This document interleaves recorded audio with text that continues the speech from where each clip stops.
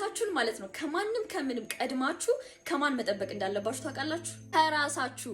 ከምንም በላይ አሁን ላይ ማለት ነው እንዳታድጉ ለራሳችሁ ጠላት የሆነባችሁ በጣም በቃ እንደዚህ የያዛችሁ ኢንቫይሮንመንት ነው ሰው ነው ምናምን ልትሉ ትችላላችሁ። ግን ከነዚህ ሁሉ ነገሮች ቅድሚያ ራሳችሁ ናችሁ። ራሳችሁን የያዛችሁት ራሳችሁ ናችሁ። ራሳችሁን እየገደላችሁት ያላችሁት በምናችሁ ካላችሁኝ በሰልፍ ቶካችሁ ከራሳችሁ ጋር ምን አይነት ኮሚኒኬሽን ያላችሁ አትቺም። አንቺ እኮ ገና ነሽ፣ አንቺ እኮ ጊዜሽ ሄዶብሻል፣ አንቺ እኮ ሴት፣ አንቺ እኮ ሰው ሁሉ ብትወጪ ራሱ አያምንሽም፣ አንቺ እኮ እንደዚህ ምናምን ነገር ብቻ በጣም ብዙ ጫጫታ ይዛችኋል ውስጣችሁ ማለት ነው።